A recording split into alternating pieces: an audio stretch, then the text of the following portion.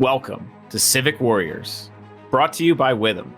On this podcast, we bring the conversation to you, sharing engaging stories that motivate and build consensus in the nonprofit community. This podcast is about the innovators, the leaders on the front line of adversity, guiding lights in the nonprofit industry affecting change. And through their stories, we can all join forces to become Civic Warriors. Hey Warriors, welcome to today's episode of Civic Warriors, brought to you by Witham. I'm your host, Brad Caruso, leader of Witham's not-for-profit practice. Today on the podcast, we have Amanda Ferraro. I met Amanda through the Leukemia and Lymphoma Society's Visionaries of the Year program, which I'm currently involved with. And Amanda was also a Visionary of the Year in a prior year. In a short time of knowing Amanda, the one thing I realized is that she's probably the strongest person I've ever met, period, full stop. Amanda's a two-time cancer survivor, and she's here today to share her story and has graciously agreed to share that so that we can help others who are going through that journey and the fight against cancer. We often take for granted life and let the little things in life bother us on the day-to-day, but we have to realize that every day is a gift, and it is our responsibility to help others like Amanda and like others that are in the fight against cancer every day. So greatly appreciate having you on the show today, Amanda. How are you doing today? I'm doing good. Thank you so much for having me. Love it. So I would love to start off, and maybe as much detail as you want to share your story about your battle with cancer, about your life and how we got to where we are today. Okay. So prior to my cancer diagnosis, I've had 7 brain surgeries for an inoperable cyst on my cerebellum. So I've kind of had a medical journey before being diagnosed with cancer. I was a mom. I was 29 years old. I went to the emergency room one night in March and was told I had mono. And my white blood cell count was a little high, but they didn't think it was anything really big that I needed to worry about. So I went home, and my symptoms were getting worse. I was very lethargic. I was bruising easily. I was very, very pale. And so I had went back to the emergency room one night after putting my son to sleep because I just felt like I was going to die. My heart was beating so fast, and I had no energy. So I went to the hospital. They ran some tests, and they found that my hemoglobin was a 5.2, and I had cancer. And they found lots of blast cells in my blood, and was told I needed to stay overnight because the next day I would need to see an oncologist. So after being told I had cancer, he said it was leukemia, but they needed to run more tests and see what medication was best for me. But I decided to get a second opinion. So we went from one hospital to another hospital where I kind of knew some of the doctors. They ran lots of tests and decided that the cancer was very aggressive, especially since I had been living 2 months with it and didn't know. So I decided to go to the National Cancer Institute in New Jersey, where I live, at Robert Wood Johnson, where I had all of my treatment done. So, like I said, one night I went to the hospital, and I went from one hospital to another hospital to another hospital. And with leukemia, you have to stay in the hospital because it's in your blood. So you have cancer in your whole entire body. So it's from head to toe where your cancer is. They like to keep you in the hospital just to check all of the blood work and see if you need any transfusions or anything. So I started chemo May 17th, and I was in the hospital for 33 days. That was my induction chemo. And then 4 days into the chemotherapy, I needed an emergency appendectomy because my appendix was about to rupture. So that was different because the hospital never had surgery on an active chemo patient before. So, that was nerve-wracking for me because I was undergoing chemo. My levels were really low. They didn't know if I was going to bleed out. So going through that was a very scary time within my cancer diagnosis, as well as just being diagnosed with cancer. So everything went well. Surgery went great. I finished my treatment. And then I was able to go home. I did need 4 consolidation therapies. So after I went home, I would go back and forth to the hospital. So it started every other day. And then once my counts went up a little, it would be every 3 days, then every 5 days, then once a week. And once I got up to the once a month part, I would go right back in for another 7 days for chemotherapy and then do the whole process over again. So after the 4 consolidation therapies, it was February 14th of 2018. I was told I was cancer free. I got to ring the bell. Life was great. I was proud of myself, but I was more excited that I got to be home with my son. So we had a regular summer. We went to the park. We were doing things, went to the beach. One day I was on my stepdad's boat and my face swelled up randomly, and I was in a lot of pain, and we were like, oh my gosh, it's a tooth, like something happened. So we rushed back into the marina. I got in the car and dropped my son off to his dad, and I went to the emergency room. Well, I did have an abscess in my tooth, which was why I was swelling and everything, but they found 1 blast cell in my blood. And the doctor at the hospital called my oncologist and let him know what was going on. And the oncologist said, okay, well, let's do a bone marrow biopsy to see what's going on, and then we'll go from there. So I had the tooth fixed. I went back to the doctor, had a bone marrow biopsy, and on September 11, 2018, he told me that I relapsed with the AML. He did give me a week to get all of my affairs in order. They did find a genetic mutation called TP53. I also had inversion 16. But the TP53 is a genetic cancer-causing mutation. So he said that I had a 10 to 20% chance of living through the next induction chemo that I had. So I went in the hospital September 17th. I had another induction chemo, which was about 35 days. And then during that time, the doctor told me and my family that the only way I would survive this disease would be to have a stem cell transplant because of the genetic mutation and because of the leukemia, that it would probably end up coming back, or I just wouldn't survive, 5 years. So we decided to go through with the stem cell transplant. And we found a match, and this person was gracious enough to say, I will save her life. So on November 21st, I went right back into the hospital, which was the day before Thanksgiving of 2018. And I did all of the chemotherapy that you can get. They give you lots of chemo, kind of wiping out your immune system just to give you new stem cells. So on November 28th, 2018, I basically became a newborn and got a whole brand new immune system from an unrelated donor who was gracious enough to decide to save my life. And then I went through the process of having the stem cell transplant and learning my body all over again. Usually they say the first 100 days are difficult because you're having lots of medication and you're basically getting a brand new immune system. So new allergies, your blood type can change. You're just basically learning everything all over again, what your body does like, what it doesn't like, how it reacts to certain things. And then there's something called graft versus host disease, where basically it's the donor's immune system will see your body as a foreign entity because it's not yours to begin with, and sometimes it attacks it. So I have graft versus host disease in my bones and my joints, which is GVHD because it's chronic graft versus host disease. And I have it in my stomach, gut GVHD, and sometimes in my mouth. My teeth are deteriorating from the GVHD. And there's side effects of it. And there's a lot of side effects from the chemotherapy that I had before, and just having cancer in general, it has a lot of side effects. But that's basically my cancer journey.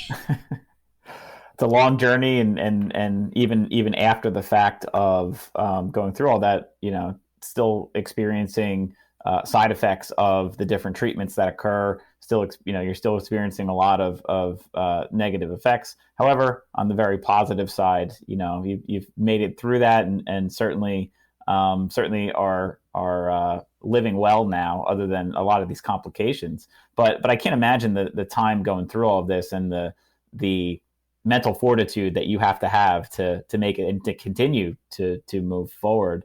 And I know one of the things that we talked about a little bit before, but I'd love to comment upon, is, like mentally, like what is it like going through from the cancer diagnosis through the treatments, through the ups and the downs of all of it. What was that like going through that? What are some of the things that you were thinking when the mental health side? I imagine it's not talked about enough, I think, from my perspective.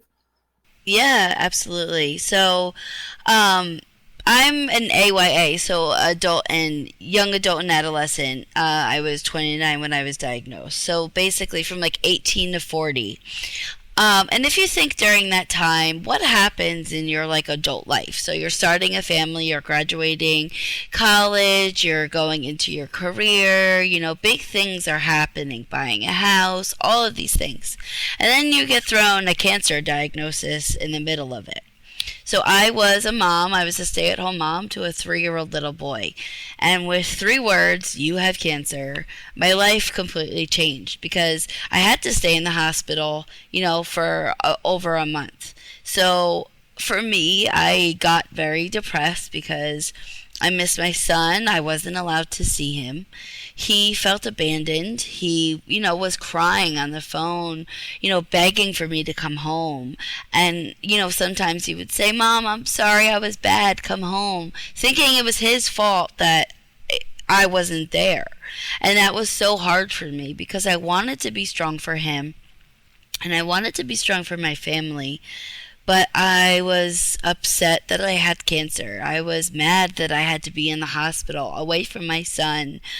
And I just didn't understand, like, what my life was going to be like, if I would survive, if I would make it home, if I was able to go through the treatment and if it worked. And, mentally it was very draining. But it's also everything else that comes with the cancer diagnosis. It's mentally, physically, and emotionally a tornado that happens. I mean, you're thrown into this whirlwind of, tolls to get up and back and forth to the hospital, and the gas that it takes to do it, and the good food that you're supposed to eat, and the medications that, insurance covers this medication, but only a 30-day supply. And if the doctor decides to change your medication in the middle of a diagnosis, you already got this medication, so the insurance won't cover this, and you have to, pay for this, and you're seeing other doctors on top of that. So copays are more expensive, and all of that goes into the mental health because it takes such a toll on your life. And you're right, it isn't talked about enough, the mental toll that cancer has on the AYA community. Yeah, without question. And when you're going through that, what were some of the strategies, or what are some of the things that you did to stay positive, right? Because obviously there's all this negative swirling around. There's so many things, and I think a lot of people externally don't also know how to react. So I mean, what were some of the things that you did that you felt were helpful, or you felt that helped you through that as you were going through this? Yeah, so actually, I think maybe the second or third day that I was in the hospital, I had an absolutely amazing social worker up at the hospital, and she had reached out to the Leukemia and Lymphoma Society. I had a representative come to my hospital room and hand me tissues because I was crying, and she was just so amazing. She just talked to me and was honest with me and gave me some books to read, but let me know all of the things that LLS could do to help me. So one really big thing for me was the peer-to-peer support. Um, I was young and I really felt like I was the only person in the world who couldn't see their kid and was going through my diagnosis. And being able to connect with someone who was around my age, who had a kid, who was going through treatment was really big for me because I didn't feel alone. I was like, okay, other people are going through this. And I could talk to somebody and express to them what I was going through, but I wasn't afraid to like say, "Hey, this is crap," because it's not a doctor. It's like somebody just like me, and I felt such a connection to that person.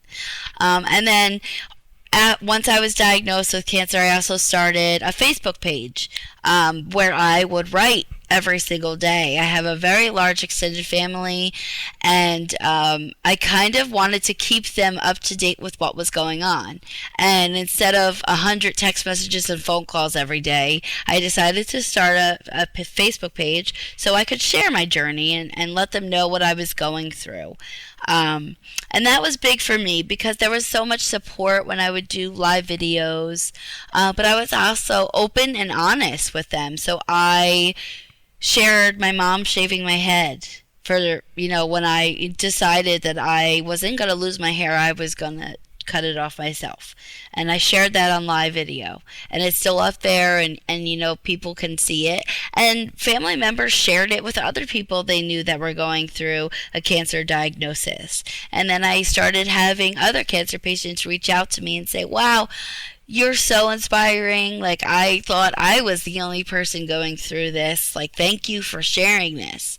So that was really helpful for me because it felt like therapy almost, where I wasn't keeping everything I was feeling inside. I was letting it go. And once I kind of put it out there, I felt so much better. So really, the Leukemia and Lymphoma Society really started me having a voice, and I kind of use that to expand on me sharing my cancer journey.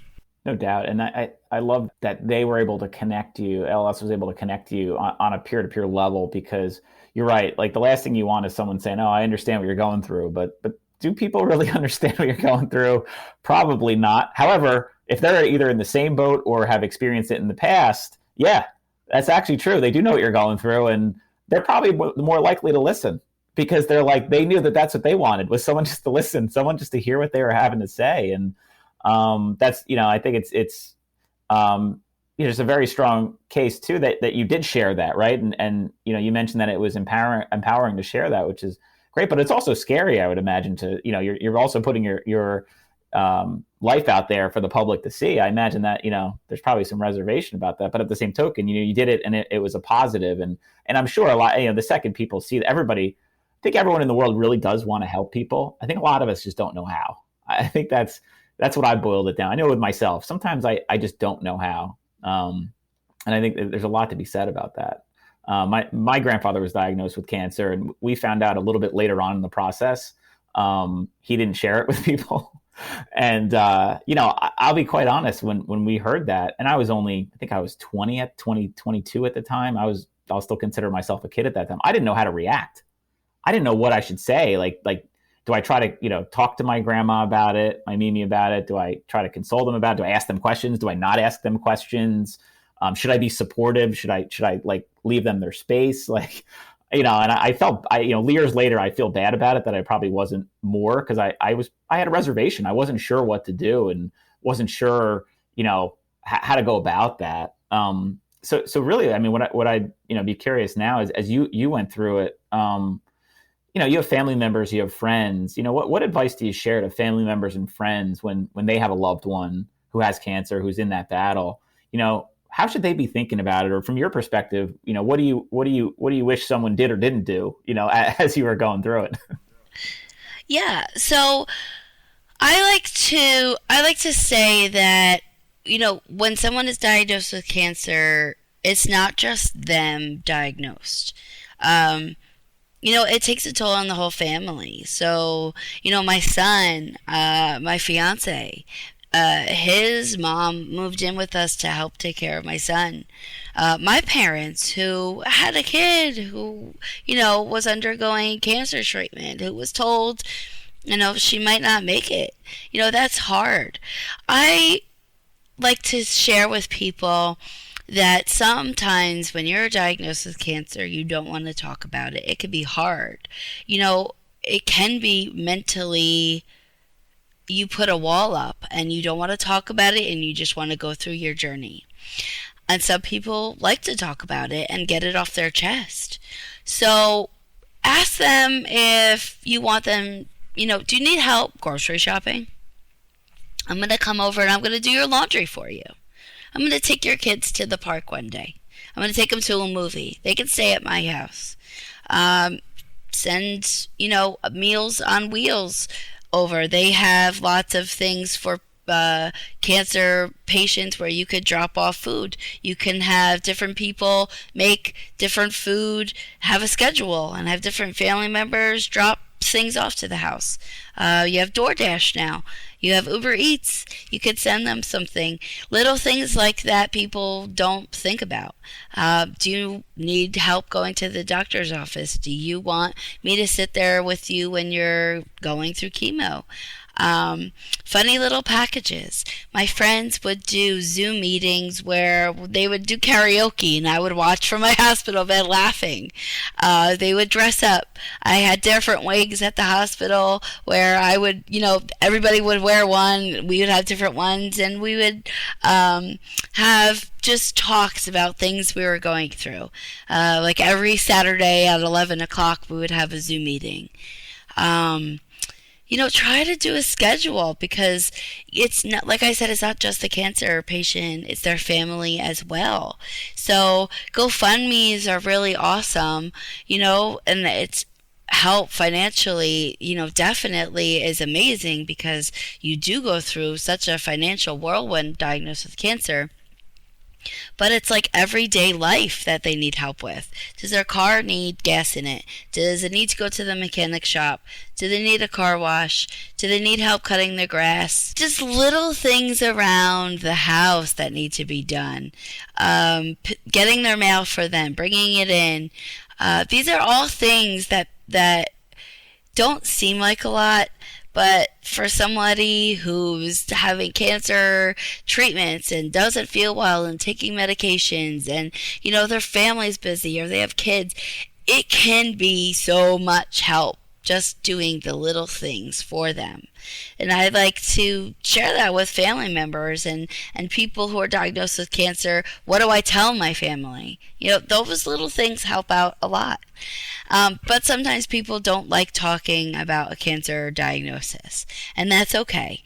But don't tell them to be brave. Oh, a lot of people like to say, be brave, you could do it, you're so strong. Yes, I know I'm going to be brave. Obviously, I'm going to be as strong as I can and try to get through this.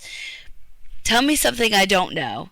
Just share with them like, hey, you know what? It does suck. It's okay to say it. I'm sorry you're diagnosed with cancer. This sucks, but I'm going to be there for you, even if you don't want to talk about it. Being an open ear is so helpful to so many people, and just letting people know that you understand that this time in their life kind of stinks, but you'll be there for them. You can rely on me. What do you need? Even if you don't want to talk about anything and you just want to talk about the news or you want to share a TikTok video or like anything, just be there for them. I think that's one of the biggest things that I advocate for. I love that. Just listen. Just sit in the chair and be a presence. You don't have to say anything.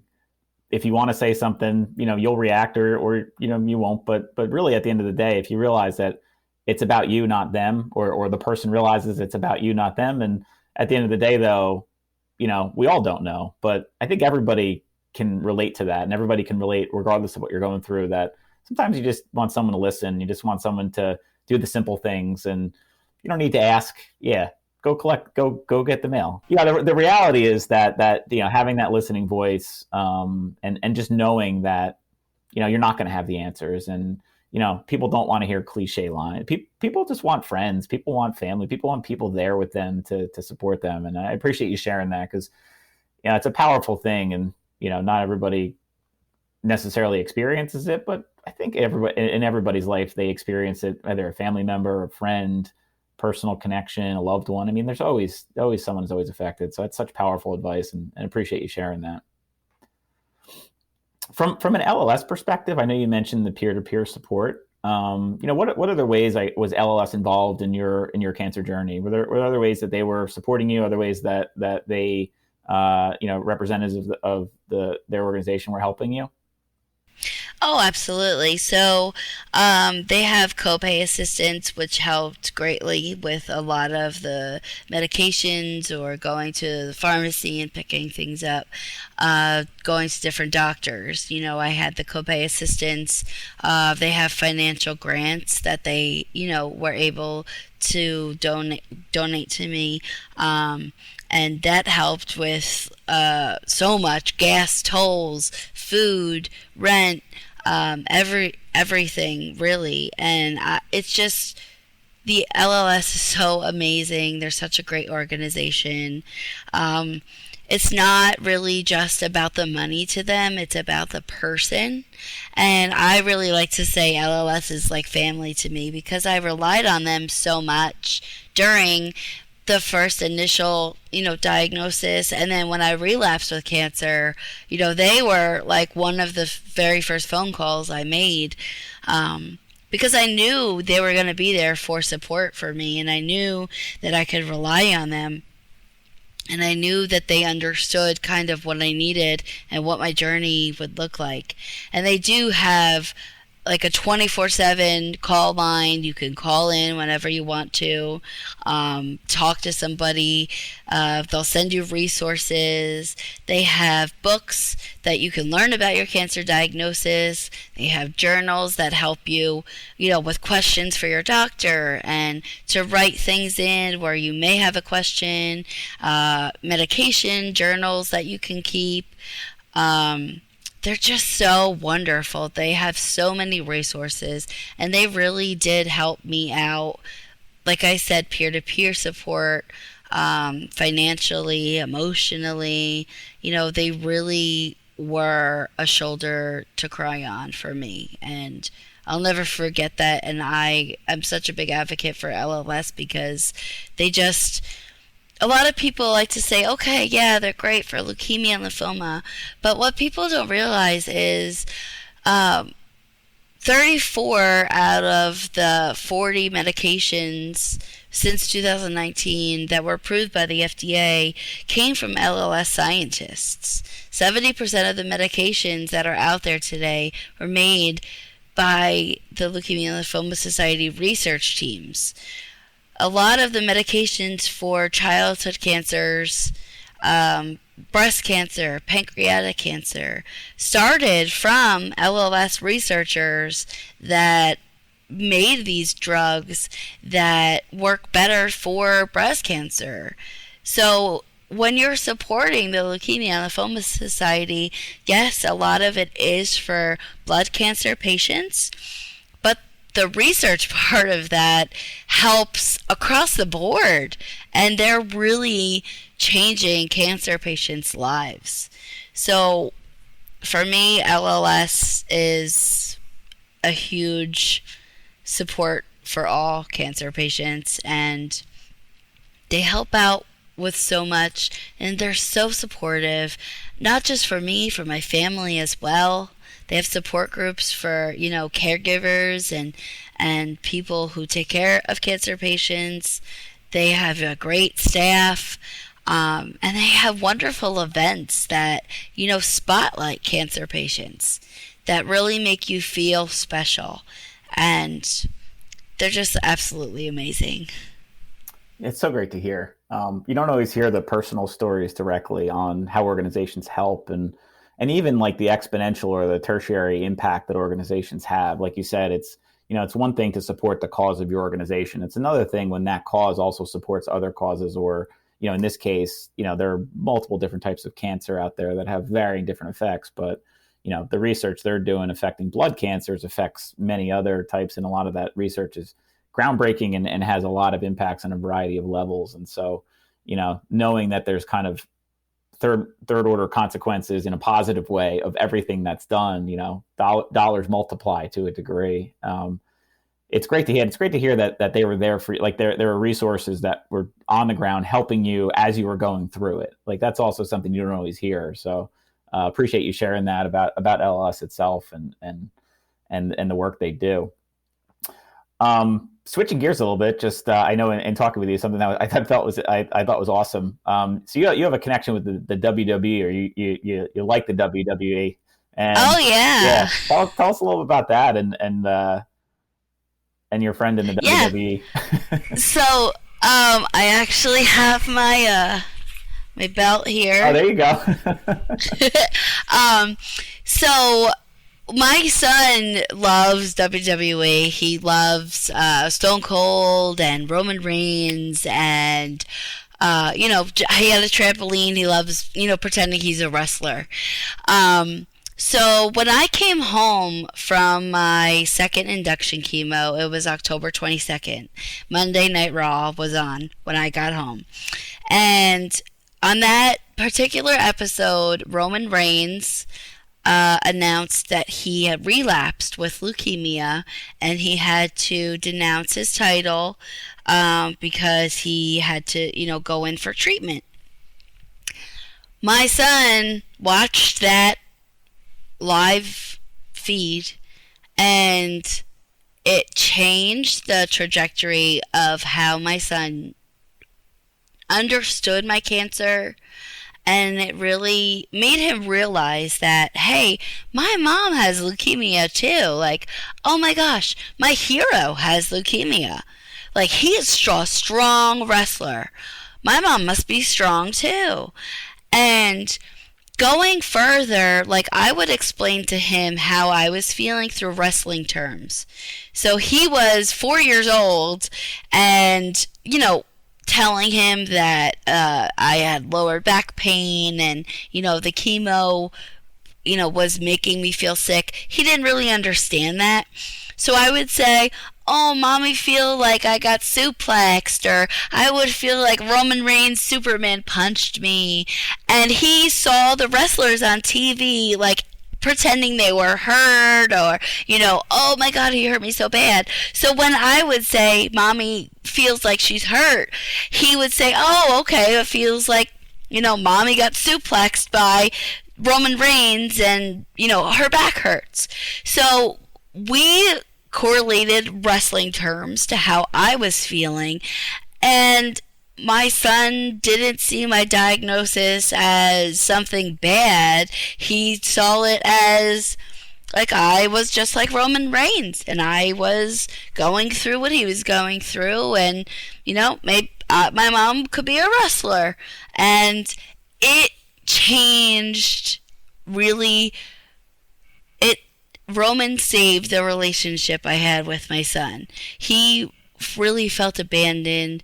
And when I came home from the hospital, he was like iffy because he didn't know if I was going back. And then I would have to go back for consolidation therapy. And he was like, okay, my mom's leaving again. And I would be in the bed because I wasn't feeling well.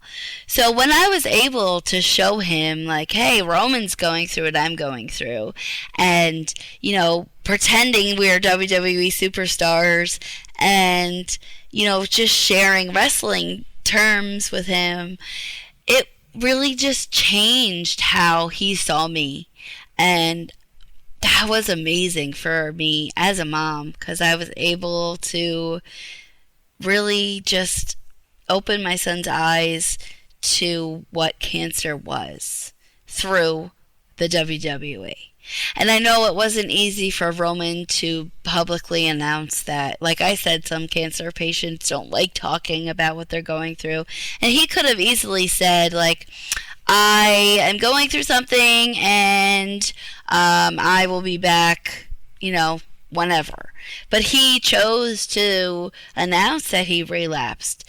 And if I could say anything to him, I just really want to let him know that his announcement was able to save the relationship I have with my son.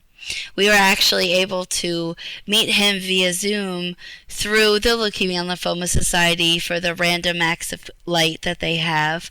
And that interview was amazing. And, we told him how amazing he was. And he told Isaac how strong I was. And, we really correlated a lot of what LLS does to him being alive today, and me being able to share what I do through my journey. And it was just an amazing moment, and I'm just so thankful to WWE for that, and I'm so thankful to Roman Reigns and LLS. But yeah, the WWE being able to let him announce that was amazing.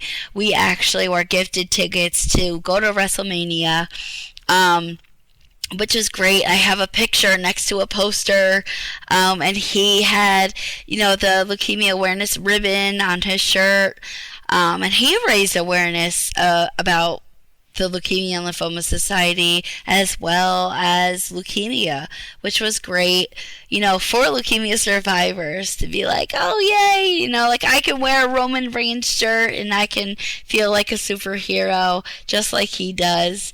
And that was pretty awesome. But yeah, WWE is pretty amazing to me. That's phenomenal that you found that connection occurred and that he responded, right? Like, I think that's even the icing on the cake too, that with all the followers on social media and everything going on, like the fact that he responded is phenomenal.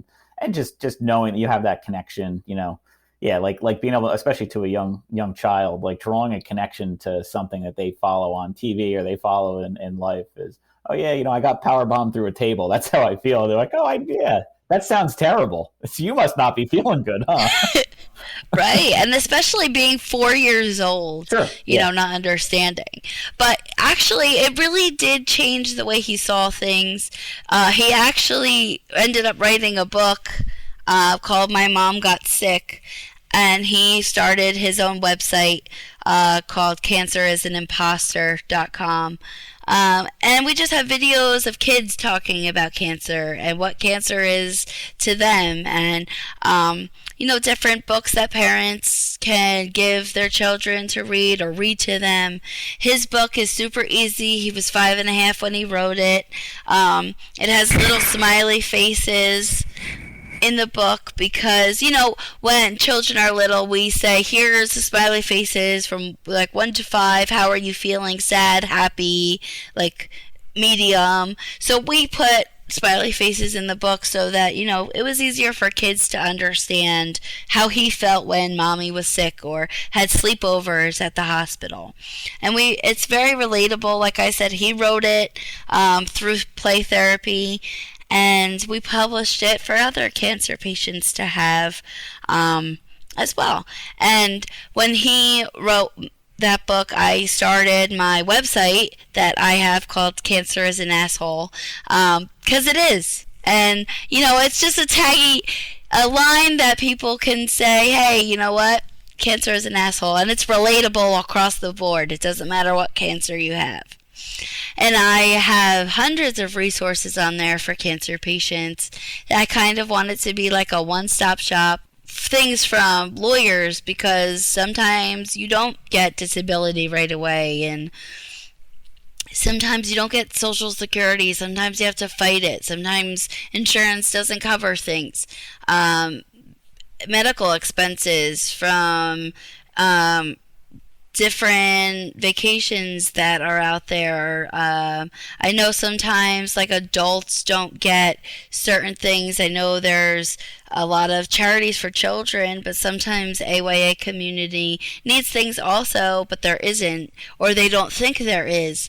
But there are cruises out there and vacation places, and you could nominate cancer patients. And different things like needing a walker or needing port supplies or a cane. I have everything listed on the website, and I just really want to give back to other people. My stories on there. I have articles I've written. I have a TED Talk I've done. A lot of my journey is on the website as well. But I just really found through what I went through that there isn't a lot of awareness in certain places, especially emotionally, mentally. There's not so much advocacy that happens. And I feel like every cancer diagnosis is really going to uh, mentally hit you in the heart. It's life changing. A lot of times cancer is life and death. So I just want people to be able to find the resources they need and find help that they can get. And that's why I started my website. I love it. I love it. Yeah, and this is audio only, but Amanda's wearing a hat that says "Cancer is an asshole," so I like that. And yeah, check out her website. Her full story is on there. Shared a little bit here, but there's also a lot more on there, and a lot of I checked it out. A lot of resources. I think there's a blog post on there. There's just a lot of information that you can access. So if you're going through it, if a family member is going through it, check out cancerisанasshole.com. Certainly it's a good place, good resource on a variety of levels. And I think it's just so powerful and phenomenal that your son wrote a book about it, and just the impact that has. I mean, now it's a young loved one writing a book about it, sharing it with the world, and the impact that then that's going to have. I mean, I'm sure there's thousands of other people in a similar boat, and for him to write that is great. What was the name of the book again? Just so and how if someone wants to buy it or access it. Yeah, so it's called My Mom Got Sick, and it's on cancerisанimposter.com. Awesome. Yeah, so everyone check that out. Definitely a good resource, and share it. I'm going to buy it and share it with my kids, and even if we don't have it, at least it gives some alert, identification or some understanding that they at some point in their life they're going to have friends that go through it, or friends' parents that go through it, or things. So. Yeah, actually, we have it in our public library in the town we live. The hospital, Robert Wood Johnson, has a library, and they purchased a book to put in their library. And my son's school has a copy as well. That is so great.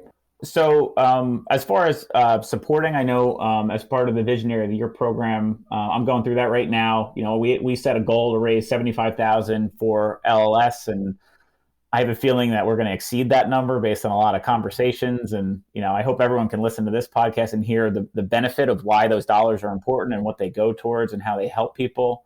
But, from our perspective, we're absolutely gonna do our best to raise some dollars there. We set a lofty goal, but, certainly from our perspective, we can't achieve it alone. We need everybody's support, and we're going to be sharing resources of how to donate in the near future through the LLS site. But, yeah, really excited about it. And, it didn't really hit me until I met you, until I started talking to some of my family members and hearing how many people are impacted by cancer. It didn't hit me. It was kind of like, okay, we're going to do this, but now I'm like, we're really going to do this. We're going to put all our resources to make sure that I talk to every person I can. I go out there and find as many people as I can to raise awareness to this. And, I do have a personal connection to it. There is history there, but hearing your story just brings it home, makes you realize how important it is to help others, how important it is to hear your story, how powerful and strong you are for sharing that story, and for, you very easily could have not. And, you think about the multiplying impact you're having, and you should feel great about yourself for how many other people you're helping by doing what you're doing. So, from my perspective, Amanda, we really appreciate having you on the show. Thank you for joining us on Civic Warriors. Thank you for graciously sharing your story. Thank you for, being kind to just spend time with us and share it. So, thanks so much for being here. No, absolutely. Thank you so much for having me. I really hope you do exceed your goal. But I want people to realize that Yes, it is a campaign to raise money, and there'll be a winner at the end. Um, but don't look at it as I want to win. Look at it as you're changing lives. LLS truly saves people's lives. And there are millions of people that are out there living with cancer, who have had cancer, who are survivors. I'm 4.5 years post treatment, and I still rely on the Leukemia and Lymphoma Society for different things, peer-to-peer support. They have support groups. My mom goes to a support group through LLS. They really truly help cancer patients. And like I said, the drugs that the LLA researchers make help not just leukemia and lymphoma, they help all other cancers as well. You can look up, you could Google the statistics, but when you're donating even just $1, that dollar can be the difference between a cancer patient receiving medication and not. Because when you need to purchase medication, there's no coupon code. There's no, sorry, I don't have all the money, can I borrow it? If you don't have that $1, you're not going to get the medication. So every penny counts. And even if you can't donate hundreds or thousands of dollars to a campaign, the change in your car, donate that, because that can be life changing for somebody. And don't think any amount is too little at all whatsoever, because when you're going through cancer, it definitely doesn't matter if it is $1 or 100,000. Every little bit counts, and every little bit helps a person. And sharing the story helps a person. Sharing information about LLS helps a person. Sharing $1 helps another person. And that's why we're here. That's why I love having you on. I love being able to share this. And to all our warriors out there, thank you for listening. It's heroes like Amanda that help greatly, and it's all of you that help greatly.